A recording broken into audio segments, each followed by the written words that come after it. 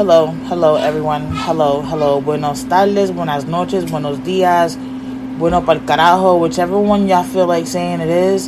Hey, my normies and my now normies. I know it's been a while and I've been MIA from recording a podcast or anything like that. I'm recording for YouTube as well, just letting y'all know they're in the conversation too. Alright? But, so, has anybody else been struggling parenting lately, or has it just been me?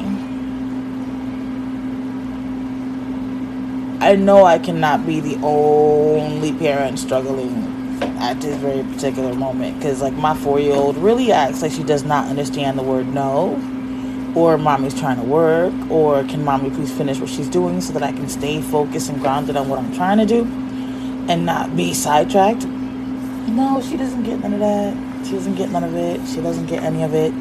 And it drives me utterly, completely insane. But I love her to death, don't get me wrong. I do. That's my baby. That's my princess. That's my little boo-boo. That's my stinker butt. No, that's my baby. But she can work my patience, man. She can really work them, especially when I have like a lot on my mind and I'm trying to organize it and make sense of it and figure out what I'm going to do and what I'm not going to do. She just knows how to throw me off in a loop. She be having me ready to pull my hairs out my head and be like, I quit, I give up, I plead the fifth to whatever. I just finished boot camp, right, with the Life Coach Training Institute. And even though I'm already certified, I still like to go to anything that is going to help me become a better coach or going to help me to grow my skills and my abilities. So boot camp just ended and we were role playing, and I volunteered, and we like closed off the boot camp with our role playing, and it was actually pretty good. And the other peer coach who was actually doing the coaching, I was being a client, he did an awesome job. Like, he really did. First of all, he really did help me think of some ideas, to be honest with you, that I wouldn't have thought of on my own, because I was having like a hard time. So he broke it down to me a little bit more, and I think I'm gonna really actually do what we said in the role play, even though it was a role play, because I think I could actually make it work for my day-to-day thing. But it's always such an amazing experience when you're working with people, especially when that's your passion. It's not, you don't ever feel like you're going to work. Like, for example, whenever I have my sessions from my cousin, because she's my client right now, I don't ever feel like I'm going to work. It's like, oh snap, I got that session with Jazz, don't let me forget. And I say it out loud so everybody in the house, in case I get too focused on what I'm doing and my alarm ain't go off or whatever, everybody else helping me keep track so that I make it to that session on time. Because I hate, let me tell you, I'm a person that values people's time, and I can't stand when I'm late. I hate it when I'm late. It puts me like, it makes me feel like I'm being rude, ungrateful, unappreciative, like I'm just being disrespectful because I'm not caring about their time and what they need, and things like that. So sorry, I just hate when I feel like I have gook, and something fell in my contacts earlier and it was bothering me, and I think it finally fell out. But I like being on time, and when I say on time, I like being there 10 minutes early. But in the virtual world, what I do is 10 minutes before, I set up everything that I need on my screen, and I make sure I have everything around me that I need. So then right as soon as time hits, I'm in there like swimwear. You know what I'm saying? Even a minute before, I'll log in. I don't like doing it earlier than that, because if you run into the client, then you have to acknowledge the client. So you don't want to run into the client. But yeah, like I'm very mindful of people's times. I don't like making people wait, because they could have chosen not to meet with you or not to work with you, and they did. So you gotta kind of like be a little appreciative of their time and respectful. But it was a good boot camp. Like, I learned a lot. It was worth me attending, even though I'm already certified. It was like, you always have something new to learn, or a new way of seeing things. And then I'm always a big believer that depending on who's in that experience with you, they can also teach you a lot as well. You know what I'm saying? And I like that. And in that community, there's a lot of that. Like, there's a lot of support. With the program that I'm currently building for my coaching business, I was so nervous before I put it out in our community on Facebook so that I can get feedback. I was really nervous because usually when I try to express myself, I struggle. I'll get tongue-tied. I'll say too many words that don't make any sense, or I'll forget I'm trying to be professional when I'm typing it, and I'll throw in some ghetto, and I'll be like, no, that's not professional, and then I gotta fix it. But when I did half of the product and I put it up there so they can, critique half of it, just so I can make sure that I was going down the right path, because I don't want to make 12 sessions, work on all this, and then just to find out that all 12 were wrong, or like more than half of it was, and then I have to go back to the drawing board. So I figured, let me put up 6 of the sessions, fully complete 3 of them, and see how it goes. And it was like the most amazing feedback. And when I say that, I mean because they understood and they saw my vision. That's like the most amazing feedback ever. They understood my vision. They saw what I was trying to portray. Like, they saw what I'm trying to build. And I felt like, wow, I think I really did find my community. Like, this is crazy. I'm being so understood. Like, it's ridiculous. I feel awesome. But anyways, that is really not why I came on here. I came on here to tell you guys a story. It is now story time. Welcome to Lynette's Story Time. And I am your narrator, Lynette. It is a pleasure to meet you. So you guys know how we really don't go nowhere because we don't have transportation. And I'm struggling with my legs, like, really bad. So there's a person that moved onto this property that used to live here. And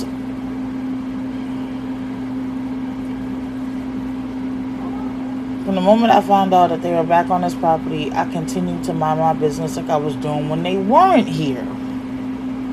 I still wasn't going nowhere. I wasn't really being outside. The kids only go outside every once in a while and whatever, to avoid having any problems or whatever. I mind my business. Again, I stay to myself. I'm focused on my goals and what I'm trying to do. Nobody around me are like-minded people. So I have to be my own like-minded person. I have to be my own motivator. I have to be my own cheerleader. I have to be my own supporter. I have to be willing to bat for myself, because ain't nobody else gonna do it.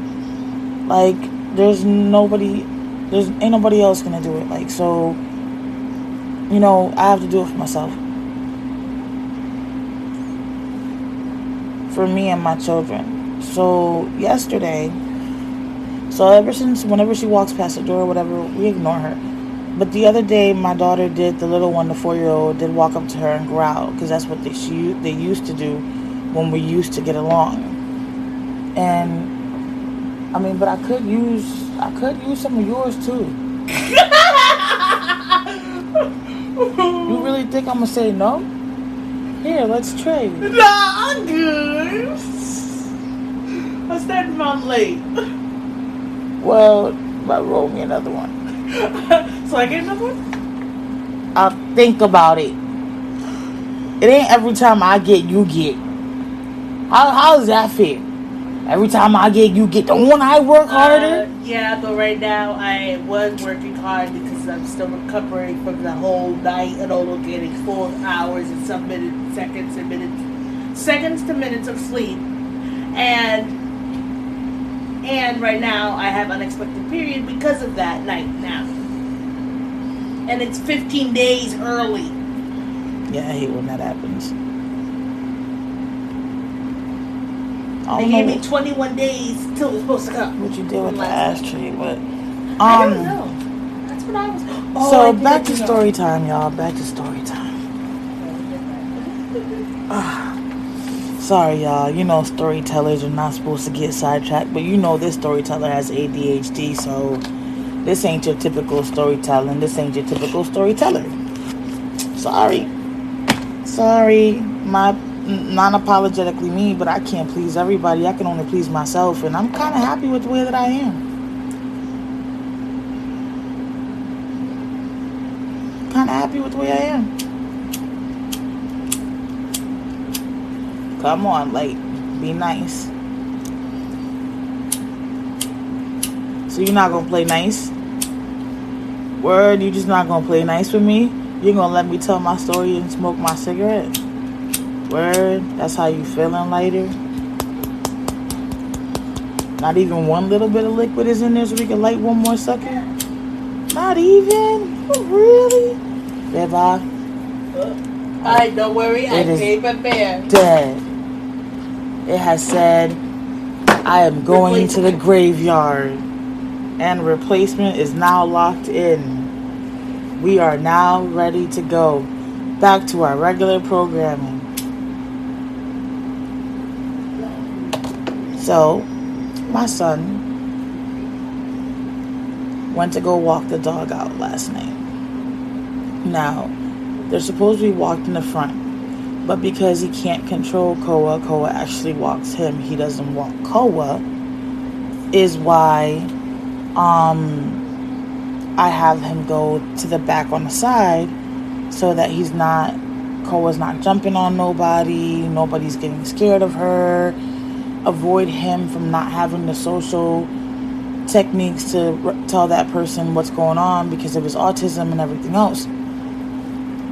So since she's moved here, there was no problems. He was going with no problem. But last night, Delano comes in. Mommy, some guy stopped me talking about, were you by my window? If you were by my window, stay away from my window. Don't be by my window again. So what guy? Some dude with a long beard. What? He was like, I don't even know what he was talking about. I was so confused. And I was like, I'm confused myself. Like, I don't understand. And then he was like, I don't know. I was like, well, now I'm telling myself, now as a parent, now I got to be cautious because I don't know who this adult is or why they're approaching my 13-year-old son. Like, I just couldn't understand that. Especially when everybody around here knows my kids have autism. Cut it out, please. I'm recording.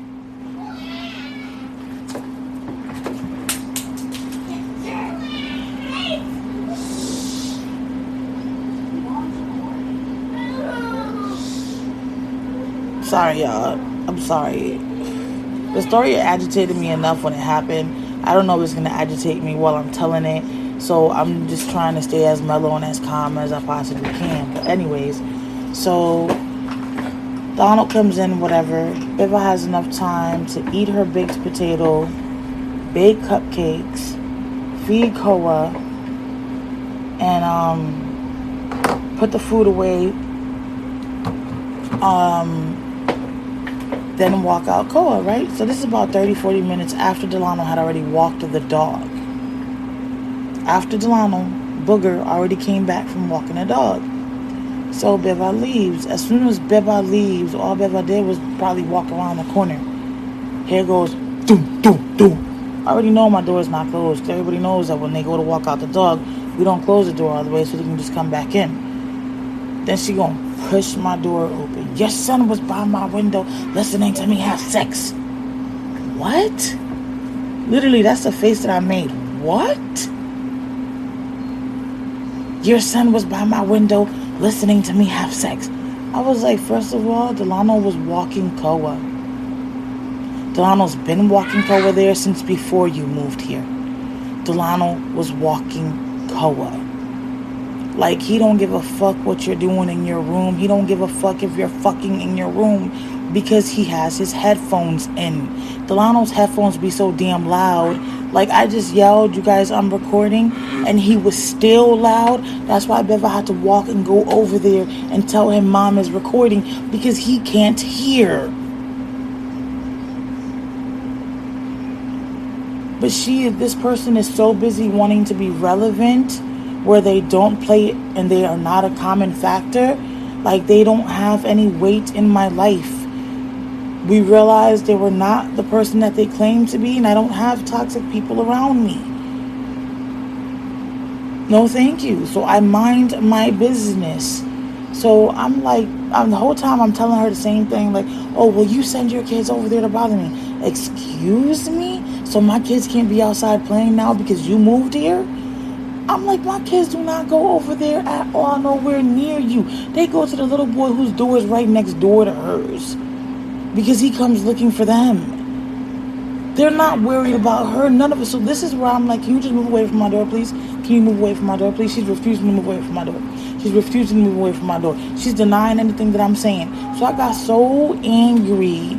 I got so freaking mad that I turned around and I started yelling to get the fuck away from my door. You're not fucking relevant. You don't fucking matter. We don't fucking care about you. You're not fucking important. Get that through your fucking head.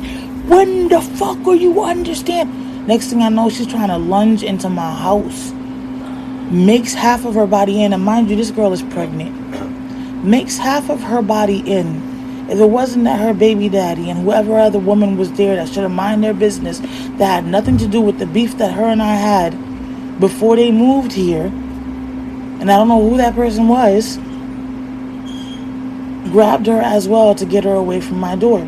You came looking for trouble, so let's say my son did stand there, right, and hear whatever. That doesn't merit you coming to attack me.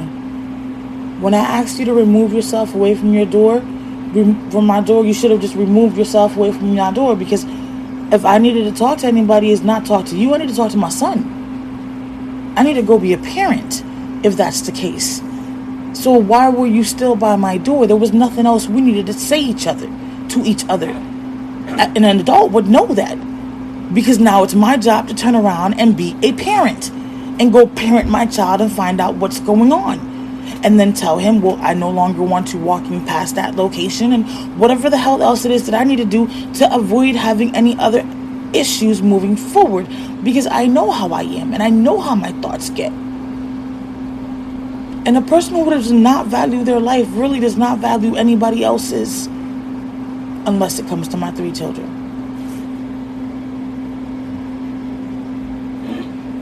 So I'm sorry, I'm taking a scab off the top of my lip.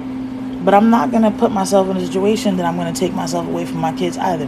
Because I have not been fighting this hard to get these blessings to come and get myself where I need to be to get on my feet, just to let anybody knock me off that throne and put me where I don't need to be.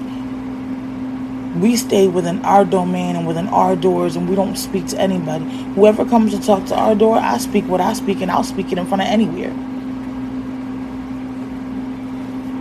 I'll speak it because I still feel how I feel. It is what it is. I'm speaking my experience, what I've experienced in whatever situation. I'm not speaking what I've heard, because I hear a lot of shit, but I mind my business because it got nothing to do with me. Everybody has their own vice. Everybody has their own problems. I'm a straight up pothead. I smoke weed all day, every day, sun up, sun down. Everybody has their own vice and their own problems. That ain't none of my business. That got nothing to do with me. But if I refuse to help you anymore and cut all ties because of how you did my daughter wrong and how you try to play me, that don't mean come looking for trouble. That literally means exactly what I said when I told you and I warned you beforehand. I cut people off with no problem. I'm not going to take away from my kids to help somebody else that don't deserve it. For that, I'm going to keep on focusing on my kids and keep on doing what I got to do. That's just me being a responsible adult and a responsible parent. That's just it. You did what you did and I cut my ties. Called it a day. I had nothing else to say. I had no more words to speak. I never even got an apology. I never even got a my bad. I should have handled that better. Nothing. Thank you for what you did or tried to do for me. Thank you. Nothing. So what do I have to say? I don't have anything good or bad to say, except mind my business and watch out. That's it. And inform anybody else that I think may be nice, just to watch out and be wary of you. If they befriend you and find their friendship with you, then hey, that's on them. But I'll just let them know, hey, just be wary and watch out, because I had my own problems. That's it. We don't even got to go into no details. If I like that person, I think that person is cool, you feel me? That's all I'm going to say. And I'm not going to give another details, because ain't no details going to be relevant. It don't matter. They weren't there.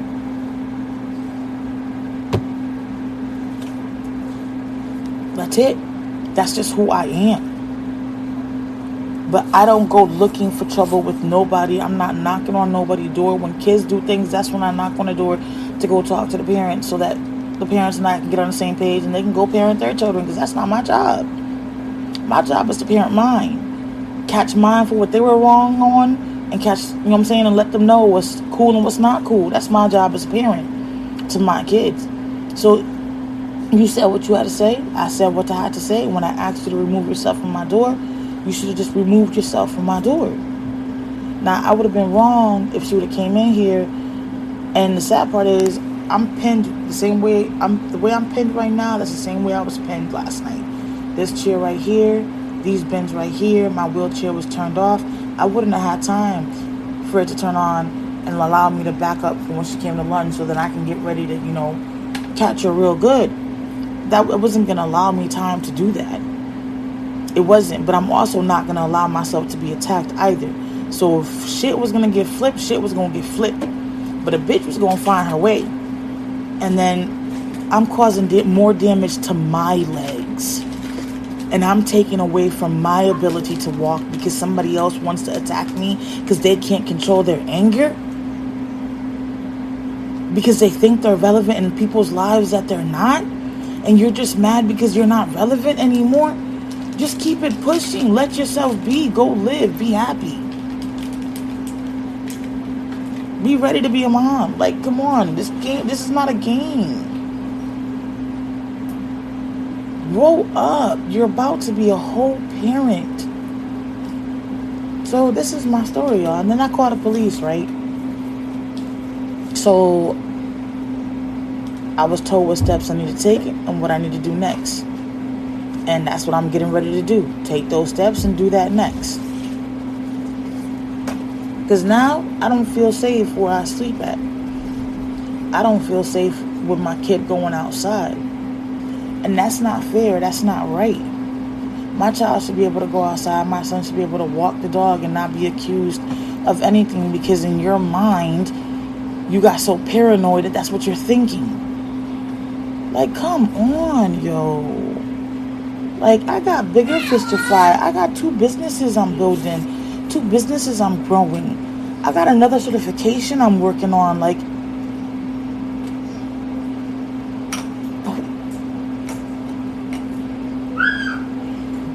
seriously? Like, seriously? Like, seriously? Let's just grow up.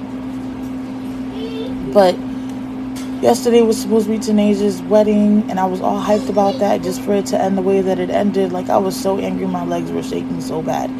It took me a second to be able to get to the room because I was just that livid. Like, my mind was blown. Like, word, I'm thinking she's just about to walk away just to find out she's trying to lunge at me. Put half her body in. I was told that if I would have put my hands on her, pregnant or not, nothing would have happened because I was all in right. She was inside my residence, inside of my door, and came to attack me in my wheelchair. I ain't posed no threat. I'm still sitting the same way I was sitting here. She's at the door, and I was talking to her like this at the door while still in this wheelchair. Like, I did not move. I didn't do nothing. That was no damn threat. Except when I yelled, I was going like this with my hands, shaking them up and down because I was trying so hard not to punch something. I didn't want to break the laptop. I was trying so hard to just stay as focused and grounded as possible and not give her any of my energy. None of it. That's all I was trying to do. But that's messed up and that's jacked up. And it just speaks volumes of what type of parent are you going to be. Anybody, to me, anyone that's ready to fight when they're pregnant, you're not thinking about your child. You're not. Because you don't know where that other person's mentality is. You don't know if that other person is homicidal. You don't know if that other person is not even going to think of your baby as a vital person. You don't know what that fight is going to transpire. People keep going, oh, you can fight sideways. That don't mean the other person won't fight dirty. That don't mean that. Like, why would y'all put yourself in these situations when you're supposed to be learning how to protect your child before they even arrive? But instead, you're putting them in danger for what? What are you gaining out of it? Nothing. Nothing is being gained out of it. Not a darn thing. Except you're being hot-headed for what? Like, even when I was going through my not knowing how to control my bipolar or my emotions or my mood swings or none of that, or my postpartum, I didn't even wild out like that. Like, come on. There's this thing called self-control. Every once in a while we should practice it, especially while we're growing up. It's very imperative to have it when you're a parent. What happens if your child makes you that angry? Are you going to lunge at your child? Like, come on. It's just common sense. And I wanted to just, tell y'all about it and touch bases on it and let it go. And release it and just be done with it. Like, not let it have no more power to irritate me, frustrate me, or have any weight in my day in any shape, way, or form. So this is my way of just letting it go and telling y'all a story along the way. That's all it is, because it no longer has any weight. So I do hope that wait, how am I gonna end this? This is too early to be ending a podcast though, because this is a kind of short podcast, but it's okay. I'm gonna end it here, you guys. It was definitely a pleasure telling y'all the story and chit-chatting with y'all. So I hope y'all have a blessed day, okay? Don't forget to make tomorrow whatever, I forgot. Bye.